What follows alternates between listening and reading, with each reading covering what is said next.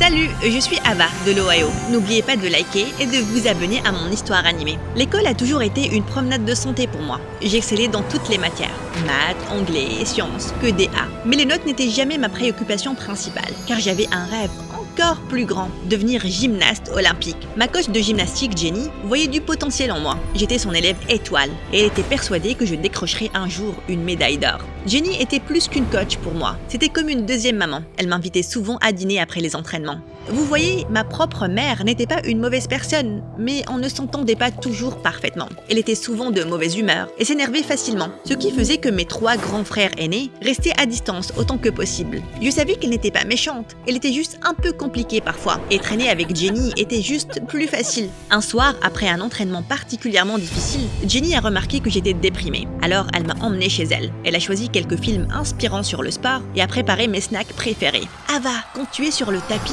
tu ne fais pas que de la gymnastique, tu montres à tout le monde ce que ça signifie d'aimer ce que tu fais. On a ri, un peu pleuré en regardant les films, et on a parlé de nos rêves. Mais Jenny avait un défaut, sa fille, Becca, 1 an de plus que moi, mais elle se comportait souvent comme si elle avait 5 ans de moins que moi. Elle était impulsive et imprévisible. Becca s'habillait bizarrement, elle agissait de façon irrationnelle et ne respectait jamais Jenny. Un soir, elle est arrivée habillée avec les couleurs les plus flashy qu'on puisse imaginer. Tu sais maman, j'ai toujours pensé que je te ressemblais, mais aujourd'hui, je me suis regardée dans le miroir et j'ai soudain réalisé que j'étais belle. Donc c'est clair que je ne te ressemble pas, parce que soyons honnêtes, t'es moche. Eh bien j'adorerais que ma fille soit plus belle que moi. Toute vraie maman aimerait ça.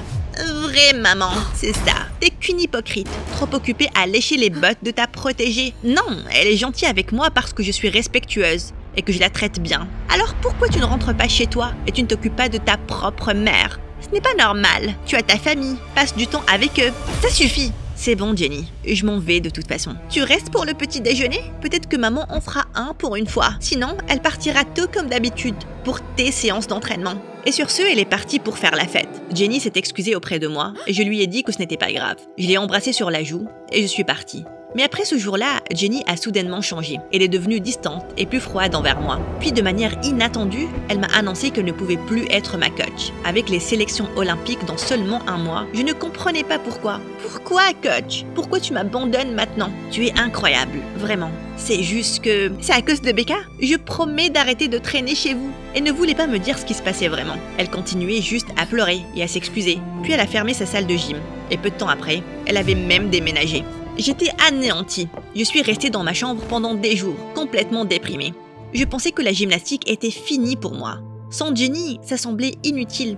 J'ai juré de ne plus jamais m'entraîner. Mes frères ont fait de leur mieux pour me remonter le moral. Ils ont même essayé de contacter Jenny, mais sans succès.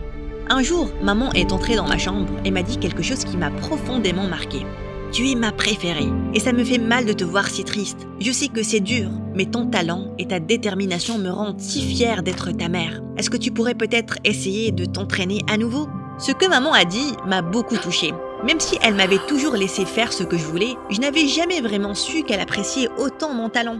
J'ai décidé de mettre de côté la douleur que m'avait causée Jenny et de me concentrer sur l'amour que j'avais pour ma vraie maman. Son encouragement m'a donné envie de reprendre la gymnastique. Mais je ne savais pas encore que m'entraîner pour les Jeux Olympiques toute seule serait bien plus difficile que ce que j'avais imaginé. Surtout quand j'ai découvert qu'Olivia, la fille la plus riche et populaire de l'école, était aussi gymnaste. Et elle allait tout faire pour me faire abandonner. Elle se pointait à la gym chaque fois que je m'entraînais. Et elle gâchait ma concentration avec ses commentaires idiots. Puis, mon équipement a commencé à disparaître de mon casier. Je savais que c'était Olivia qui essayait de me saboter. Alors j'ai commencé à le cacher dans la chaufferie de l'école. Olivia avait un copain qui s'appelait Derek. C'était un gars sympa, rien à voir avec Olivia. Il n'était ni riche, ni de son cercle social. Je pensais qu'Olivia était seulement avec lui parce qu'il était attirant et il semblait parfait. Il se chamaillait souvent en public. Olivia criait après lui. Elle le traitait de tous les noms.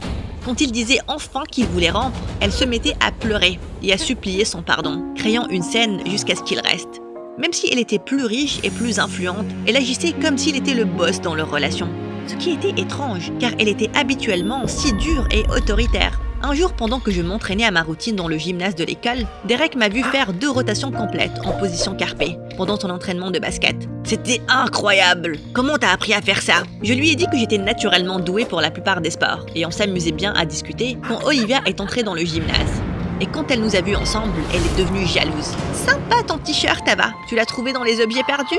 Ouais, chérie, ce n'était pas très sympa. Tu plaisantes, Derek. C'est horrible. Je ne le trouve pas du tout horrible. Pourquoi t'es toujours comme ça? Pendant qu'ils se chamaillaient, je suis sortie du gymnase pour éviter leur scène. Plus tard dans la journée, Derek m'a rattrapé et m'a demandé si on pouvait dîner ensemble. Ava, ça te dirait de dîner avec moi un de ces jours? Tu me demandes de sortir avec toi? Oui, est-ce que ça te va? Ce n'est pas un peu tôt? Tu viens juste de rompre avec Olivia. J'ai rompu avec elle une centaine de fois avant. Ava, notre relation était finie depuis longtemps. Mais si ça te met mal à l'aise, je comprends. J'imagine que perdre mon coach et m'entraîner seule m'avait rendu assez déprimée ces derniers temps. Et Derek semblait être un gars sympa. Alors j'ai dit oui. C'était une énorme erreur. Au début, Derek était super, il était drôle et il semblait beaucoup tenir à moi. J'appréciais son amour et son soutien. Mais après quelques jours, Derek a commencé à agir comme si je lui devais tout. Il est devenu super collant et voulait toujours qu'on traîne ensemble. Je ne peux pas aujourd'hui, j'ai entraînement. Je ne comprends pas. J'ai quitté Olivia pour toi parce que je pensais que tu étais plus gentil. Mais tu n'es qu'une snob arrogante. Il essayait juste de me manipuler. Peut-être même qu'Olivia l'avait poussé à le faire pour me distraire de mes entraînements. Je vois ce que tu fais, Derek. Mais pourquoi? Tu joues juste à des jeux comme tu l'as fait avec Olivia ou tu es mêlé aux jeux d'Olivia? Tu crois vraiment savoir ce que je fais? Voici un indice. Coach Jenny. Qu'est-ce que Coach Jenny a à voir avec toi? Laisse-moi te le dire clairement. Becca. Quoi? Pourquoi tu serais impliquée avec cette folle? Ne la traite pas comme ça, d'accord? Je n'aime pas ça. Oh, waouh! Alors, il y a quelqu'un qui t'a envoyé pour ruiner ma vie. Mais ce n'est pas Olivia, c'est Becca. Olivia, c'est personne. Son air dur, c'est juste une façade. C'est la personne la plus faible que j'ai rencontrée. J'ai passé les meilleurs moments avec elle. Elle m'achetait tout ce que je voulais. Ouais, elle est folle et elle m'insultait quand je la rendais folle. Mais elle regrettait instantanément. D'accord, écoute, je suis déjà lassée de ce drama. Nous deux, c'est fini. Je retourne à mes entraînements. Et toi, retourne à ta meuf. Olivia, si tu as faim, et Becca, si t'as soif. Tu devrais peut-être rentrer chez toi et voir ce qui se passe. Qu'est-ce que tu veux dire par là? Après ce qu'on a fait à Jenny, tu crois qu'on allait s'arrêter là? C'est ton tour, ma belle. Qu'est-ce que tu veux dire? Qu'est-ce que vous avez fait à Jenny? Mon Dieu, t'es agaçante. J'en ai fini là. Je rentre chez moi. Rentre chez toi. Il est parti en tremble. Je ressentais un mélange de confusion et d'inquiétude. Qu'avait-il fait à Jenny? Et que se passait-il chez moi? Poussée par la peur, je me suis précipitée chez moi. À mon arrivée, j'étais choquée de voir de la fumée s'échapper de la maison. J'ai couru chez mes voisins, qui ont immédiatement appelé les pompiers. Les policiers et les pompiers sont arrivés sur les lieux en quelques minutes. Heureusement, personne n'était à la maison, donc il n'y avait pas eu de blessés. Et comme j'étais arrivée à temps, la maison n'avait pas subi de trop gros dégâts. Je partageais avec la police les commentaires de Derek, mais ils revinrent plus tard pour me dire qu'il niait avoir dit quoi que ce soit de la sorte, et qu'ils n'avaient aucune preuve pour agir contre lui. De plus, lorsqu'ils avaient retrouvé l'adresse de Jenny et s'étaient rendus chez elle, sa fille leur avait ouvert la porte en disant qu'elle allait parfaitement bien. Pouvez-vous me donner l'adresse pour que je m'en assure moi-même? C'est une information privée, madame. Nous ne pouvons pas la divulguer. Et si sa fille dit qu'elle va bien, nous n'avons aucune raison de penser le contraire. Après l'incendie, je me sentais bouleversée, perdue, incapable de me concentrer sur quoi que ce soit. Finalement, j'ai décidé de rencontrer Olivia et de tout lui raconter. Elle qui en avait apparemment aussi assez de Derek et de ses manipulations. Et je sais qu'on n'est pas amis, mais parfois, il faut s'allier avec un ennemi pour en abattre un autre. Tu as idée de ce que voulait dire Derek?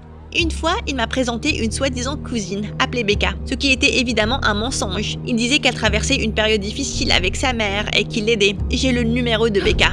Tu peux la contacter? Lui demander de me rencontrer s'il te plaît? Je dois savoir si Jenny va bien. Je pourrais faire ça, ou même plus. Mon père peut engager quelqu'un pour retrouver Jenny pour toi. Et en échange, tu veux que je me retire de la compétition pour avoir une meilleure chance de gagner? Exactement. Marché conclu. Tu peux arranger une rencontre avec elle? Dis-lui juste que tu veux la voir. Ne mentionne pas mon nom, bien sûr. La veille de ma rencontre avec Becca, je ne pouvais pas me débarrasser de mon malaise. J'étais sur le point d'échanger mes rêves contre un peu de tranquillité d'esprit. Tout le travail acharné et les larmes que j'avais versées à la salle de sport allaient être réduits à néant. Mais j'avais aussi besoin de savoir si Jenny allait bien. Alors, j'ai fini par tout confier à ma mère. Mais ma mère, à sa manière surprenante, m'a apporté la clarté dont j'avais désespérément besoin. Parfois, les choix les plus difficiles révèlent nos vraies priorités. Ce n'est pas juste une question de gagner ou de perdre. C'est une question de savoir pourquoi tu es prête à te battre. Ta valeur ne se mesure pas à une médaille, mais au courage de suivre ton cœur, même s'il te mène sur un chemin difficile. Ces paroles résonnèrent en moi. J'allais rencontrer Becca demain. Quand je suis arrivée au café, Olivia m'attendait à l'entrée. Il y avait une pointe de sympathie dans son regard. Becca n'est pas seule.